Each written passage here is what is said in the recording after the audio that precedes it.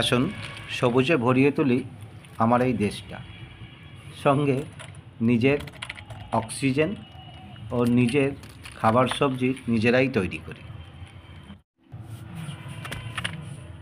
আমার ইচ্ছা ছিল সবার প্রথমে বিষমুক্ত আলু শাক খাওয়ার। তবে শাক খাওয়ার পরে আলু গাছগুলোকে রেখে দেব।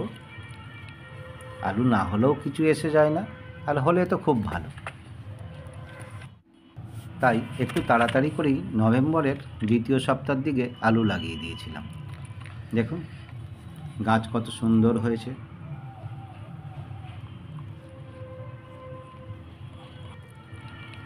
চাইলে এরকম হাফ ড্রামে লাগানো যেতে পারে, অথবা একটা টবেও লাগানো যেতে পারে।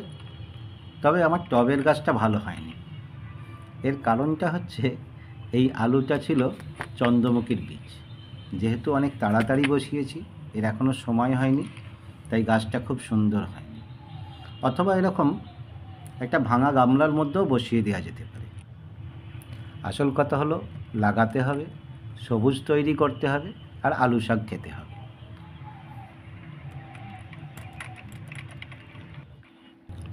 এর জন্য কোনো বীজ কেনার দরকার নেই।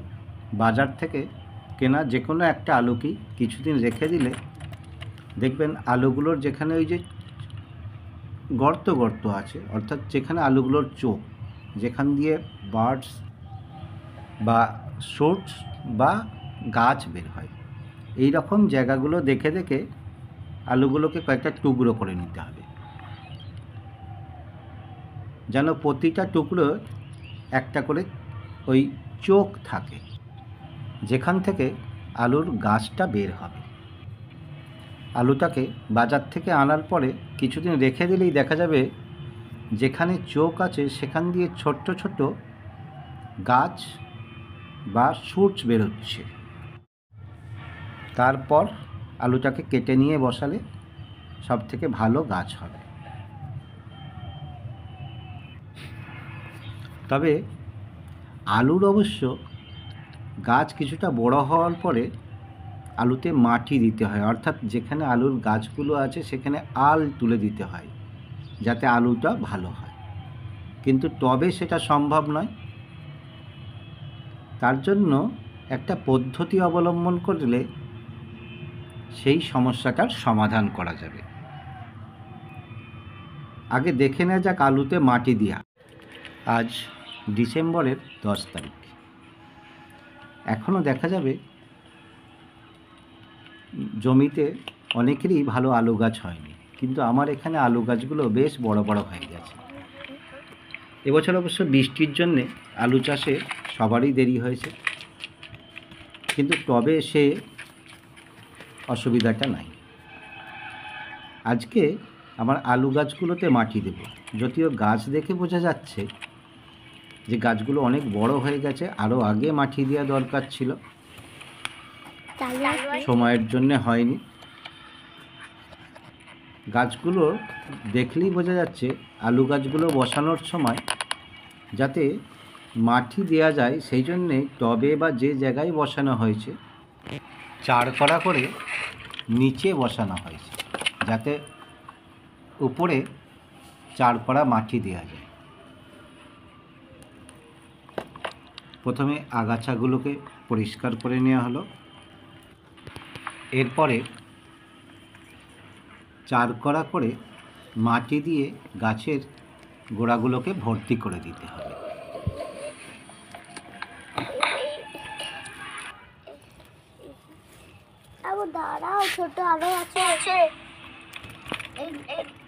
আমার ছেলেও আমাকে সাহায্য করতে লেগেছে, ওর আবার গাছ বসানোর খুব ইচ্ছা।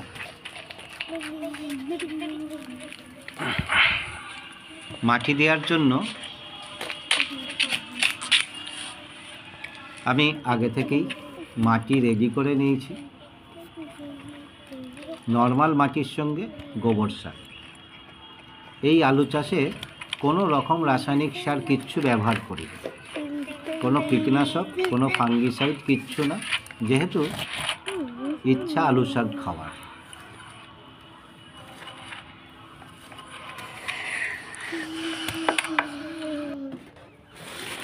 এবার মাটি দিয়ে টবের কিছুটা নিচ পর্যন্ত বা ড্রামের কিছুটা নিচ পর্যন্ত ভর্তি করে দেব।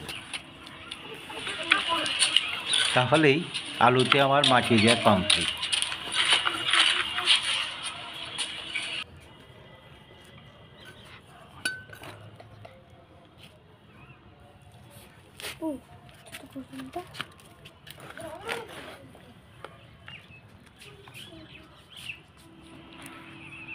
ড্রামটায় যেহেতু একটু বড় জায়গা, তাই মাঝখানটা মাটি উঁচু করে দিয়ে চারিপাশটা একটু ঢালু রেখে দেব,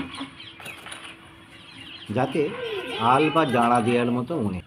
এরপর ভালো করে জল দিয়ে দেব। আজ ডিসেম্বরের 16 তারিখ। দেখুন গাছগুলো কত সুন্দর হয়েছে এই মাত্র 6 দিনে খাবার পেয়ে।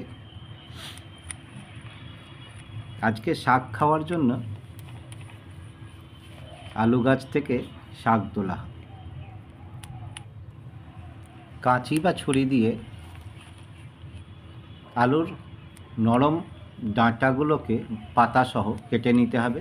তবে ডগা থেকে 3 থেকে 4টে পাতা ছেড়ে দিয়ে তার নিচেরগুলো কাটতে হবে, যাতে গাছটারও খুব বেশি ক্ষতি না হয় আর অপেক্ষাকৃত নরম কচি পাতাগুলো পাওয়া যায়।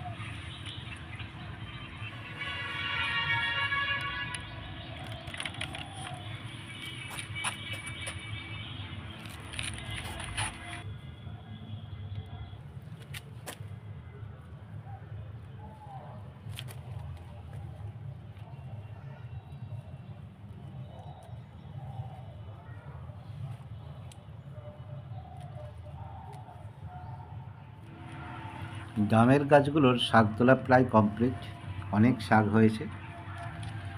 এবার অন্য গাছগুলো থেকেও অল্প অল্প করে কয়েকটা তুলে নেব। এগুলো জ্যোতি আলুর গাছ। দেখুন চন্দ্রমুখী আলুর গাছটাও মাটি দেওয়ার পরে বেশ সুন্দর হয়ে গেছে।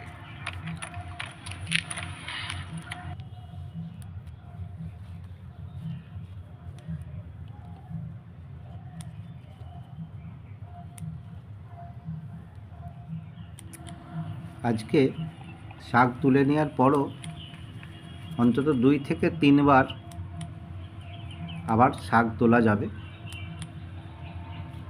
তারপরে গাছগুলো ছেড়ে দেব আলু হওয়ার জন্য। যদি আলু হয় তাহলে আবার দেখা যাবে।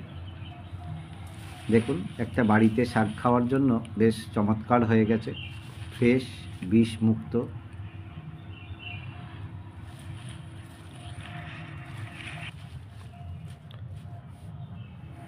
এরপরে আলু তোলার সময় আবার দেখা হবে কেমন আলু হয়েছে।